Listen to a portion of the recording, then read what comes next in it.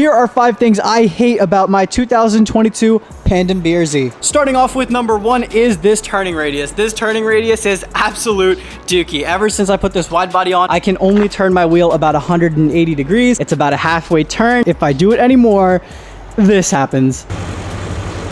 And since I love my front bumper and I don't want it to crack, this is about all I can turn it. Now, at first, I really didn't think it was a big deal, but when you have to stop traffic just to make a 10 to 12 point turn, it starts to get on your nerves. Now, I've said it a million times before, but I just want to preface this one more time before I complain about it. This front bumper. I absolutely love this front bumper. It's probably my favorite thing about this entire kit. The thing looks so goddamn beautiful. I love it, right? I love the front bumper, but this front bumper is such a pain in my butt because the entire thing is fiberglass, right? So when you have a plastic bumper, you have some room for flex and you don't really have to worry about it as much. But when you have a fiberglass bumper, not to mention a very thin fiberglass bumper, listen to this.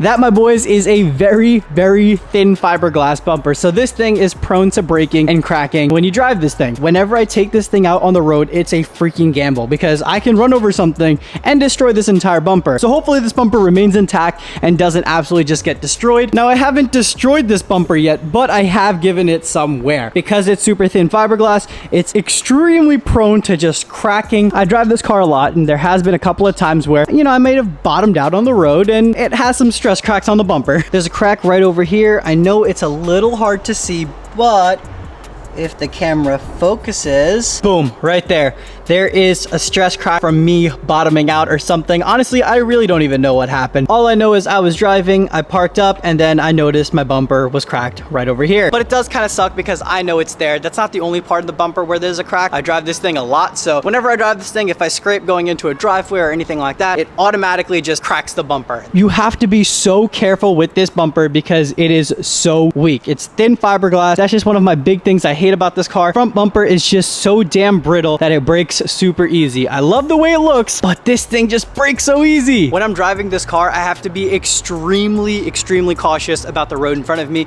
especially at night, because you literally cannot afford to hit any bumps or anything else on the road. You can't hit a pothole, you can't hit a bump, because if you do, you're gonna end up cracking your bumper. I don't want anybody thinking I don't like this bumper because I absolutely love it. The design is perfect. I just wish it was a little bit stronger. If anyone is planning to put this kit onto their BRZ, just be wary. The bumper is extremely weak, so take extra care of it. The third thing I hate about this car is that it is impossible to put this thing onto a trailer. If you guys follow me on Instagram, you guys know that we have been outside with this car this summer. We went to Ohio, Florida, and we're also going to be in Gatlinburg. So I have taken this thing on and off the trailer way too many times. Getting this thing on and off the trailer is literally the worst thing ever. So there is no trailer that I can find that is wide enough to be able to fit this car with these wheels and the wide body kit on. This car is a little bit over 7 feet wide. My usual go-to is the U-Haul trailer. Unfortunately, with the U-Haul trailer, I can't leave this front bumper on and I can't leave these wheels on. I have to take the bumper off and then I have to put my stock wheels on. It's not really that big of a deal, but it is kind of a pain in the butt when you constantly have to do it. Now, about a month ago, I found a trailer that was 8 feet wide, I believe, so that's more than enough for this car. I thought I was going to be in the clear. The trailer was just way too steep and my car would not clear it with these side skirts. The only way I was going to be able to clear it is if I take off the side skirts. But if I take off the side skirts, I have to take off the rear over fenders as well. That's almost like half the wide body kit I have to take off just in order to put my car onto a trailer. Now, it may not seem like a lot, but just keep in mind, you have to take the entire kit off just to put your car on the trailer. Then you have to put the kit back on once the car is on the trailer. And then once you get to where you're going, you have to take the kit off, get the car off the trailer, and then put the kit back on so you can just drive it around and have it looking nice. And then you have to redo all of that just to go home. It's a very long process and I didn't want to get into all of that. So that trailer essentially just became a waste of money because my car was unable to clear it. I've already been through a couple different trailers and I haven't found a single trailer where I can leave my wheels on and leave my entire kit on and just drive onto the trailer. I haven't been able to find one. I still have hope. So far, this car has been a huge pain in the butt when it comes to loading and unloading off a trailer. It's obviously due to the wide body. I mean, this car is just extremely wide, but that is just one of the things that I hate about this car. It is such a pain in the butt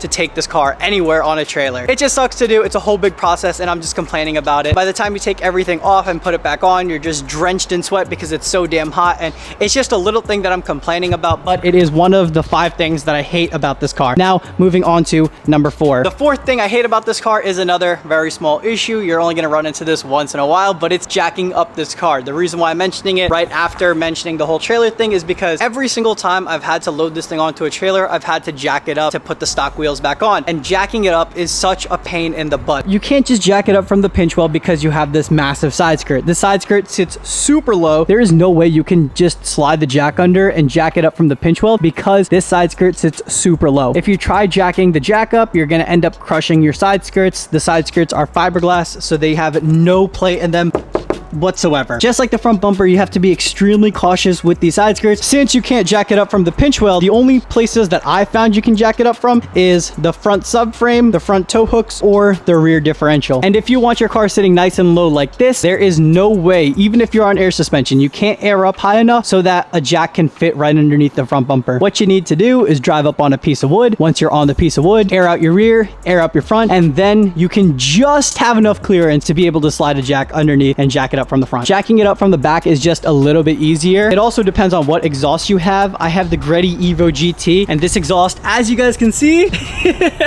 it sits extremely low. My exhaust makes it really hard to jack it up from the diff, so I have to put the rear on wood too. But if you have a different exhaust, it should be just a little bit easier. But trying to jack this car up to take on and off the wheels is such a pain in the butt because you have to drive it up on a piece of wood and then just teeter-totter it with the air suspension. When you air out the front, it raises the rear just a little bit, and then when you air out the rear, it raises the front just a little bit more. It gives you that extra clearance to be able to slide a jack underneath. Once again, I understand it's a very small issue to have, but since I'm one of the few people that have this kit at the moment, there's not a lot of people talking about the downside, so I figured I'd let you guys know. There's really not that many downsides, so that's why I have to look for all these little things to just tell you guys. Now, the 5th and the final thing I hate about this car is that it's so damn slow. Now, I know what you guys are gonna say. It's a BRZ, obviously it's going to be slow. No, I want to preface this. This car is extremely slow. Amanda has a stock body GR86. She has only a catback. I have catless headers and a catback. We have the same exact catback. The only thing I have over her is the catless headers. When I go from this car to her car, there is a significant difference. I'm not sure exactly what it is. It's probably just these massive wheels. We have 13-inch wheels in the back and then Toyo R888s. The Toyo R888s are probably just gripping the road so damn much, and the car just having to move these 13-inch massive wheels constantly. If I had to guess, that's probably what's slowing down the car, but this car is significantly slower than a stock body version. Now, we haven't done a side-by-side test between the stock body and the wide body, which we probably should do because I know it's not only in my head. I said the same thing, my little brother said the same thing, and Amanda said the same thing. The stock body GR86 is so much faster than the wide body. Once I put the wide body on, this thing slowed down like crazy. It feels like we got 150 horsepower in this thing. This thing is so damn slow now. Now, obviously, this isn't a fast car or anything, and one day we'll have enough power to where we need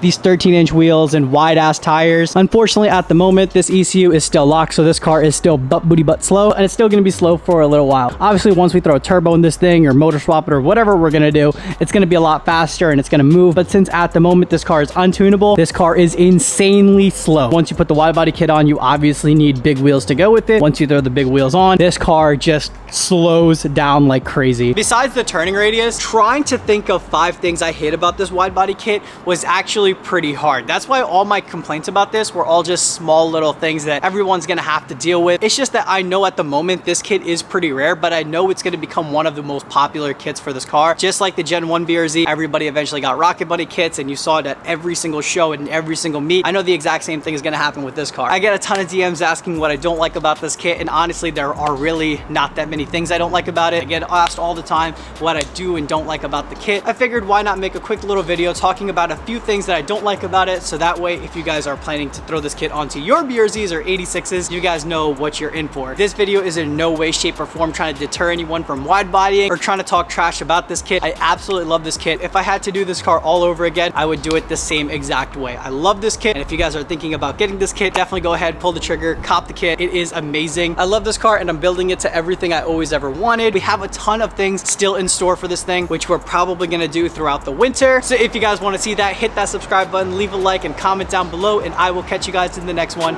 Peace out.